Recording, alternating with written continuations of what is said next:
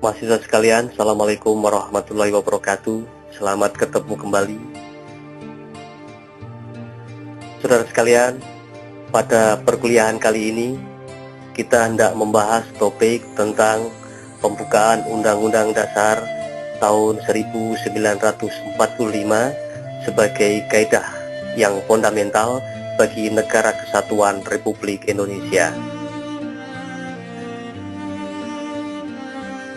Saudara sekalian, bahwa konsep kaidah yang fundamental bagi negara atau Stat Fundamental Norm bermula dari teori hierarki norma hukum Kelsen, seorang ahli hukum Jerman, yang mengatakan bahwa norma hukum itu berjenjang, berlapis, dan antar jenjang itu memiliki hierarki, di mana aturan hukum yang lebih rendah bersumberkan kepada aturan hukum yang lebih tinggi, kemudian ke atas sampai pada Grundnorm atau Stat Fundamental Norm. Teori hierarki norma hukum Kelsen ini kemudian disempurnakan oleh Hans Nawiansky yang mengatakan bahwa hierarki norma hukum memiliki 4 tingkat, yakni norma fondamen negara, norma dasar negara, kemudian di bawahnya aturan dasar negara atau konstitusi negara, hukum formal atau undang-undang formal, kemudian yang paling bawah adalah aturan-aturan pelaksanaannya.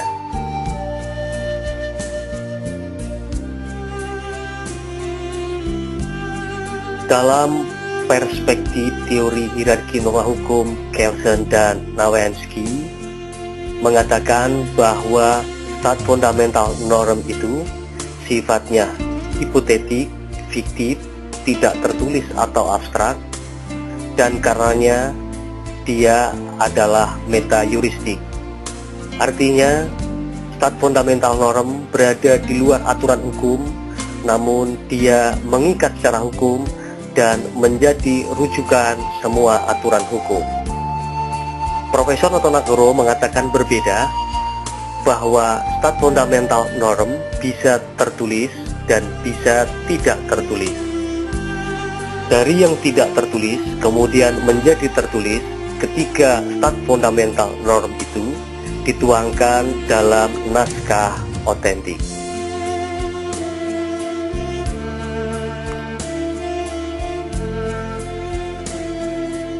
Saudara-saudara, para mahasiswa sekalian, kaidah fondamen negara harus memenuhi definisi dan syarat.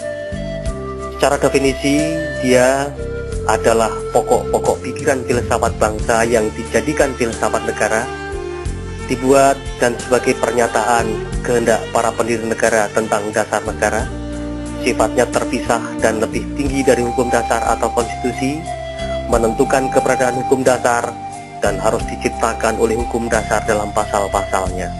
Karena itu, pasal-pasal konstitusi negara bersumberkan dari pemikiran dalam kaidah fondamen negara.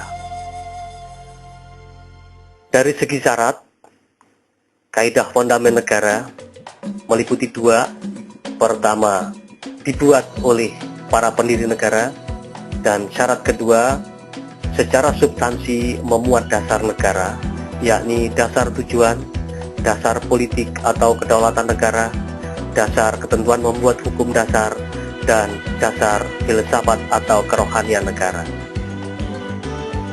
Dalam perspektif teori Profesor Notonegoro, Pancasila pada awalnya merupakan kaidah fondamen negara yang tidak tertulis karena dia adalah sistem nilai dan sistem filsafat bangsa. Kemudian ketika dituangkan dalam naskah pembukaan Undang-Undang Dasar 45, maka sifatnya menjadi kaidah fondamen negara yang tertulis karena tertuang dalam dokumen yang otentik.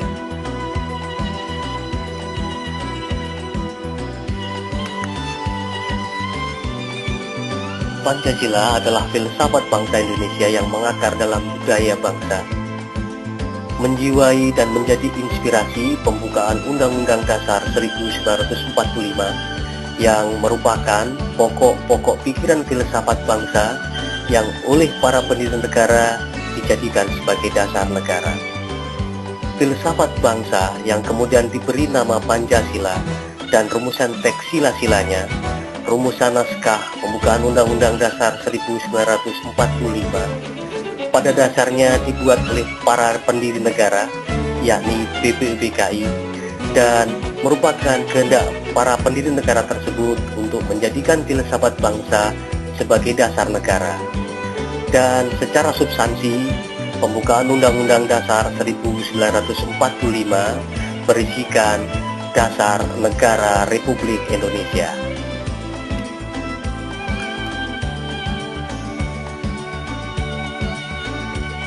Saudara-saudara sekalian, dasar negara kesatuan Republik Indonesia sebagaimana termuat dalam pembukaan Undang-Undang Dasar 1945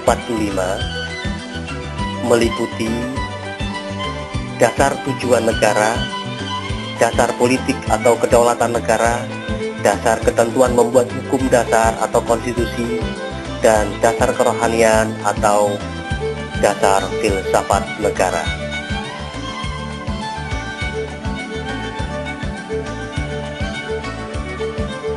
Dasar tujuan negara meliputi 4, yakni melindungi segenap bangsa dan seluruh tumpah darah Indonesia, memajukan kesejahteraan umum, mencerdaskan kehidupan bangsa, dan ikut melaksanakan ketertiban dunia yang berdasar kemerdekaan, perdamaian abadi, dan keadilan sosial.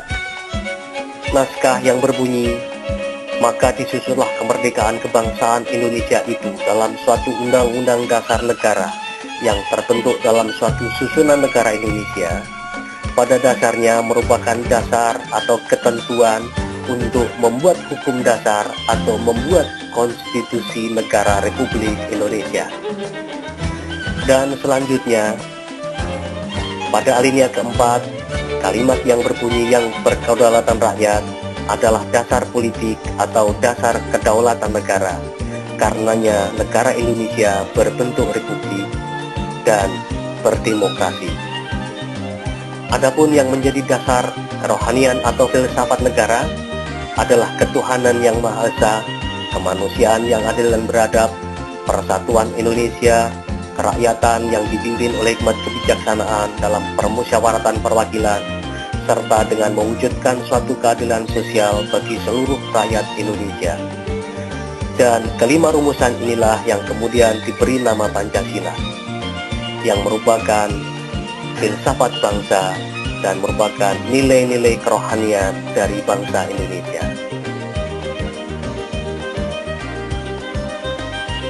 Saudara-saudara sekalian, dari materi tersebut, kemudian saudara diminta untuk mengerjakan soal-soal sebagai berikut.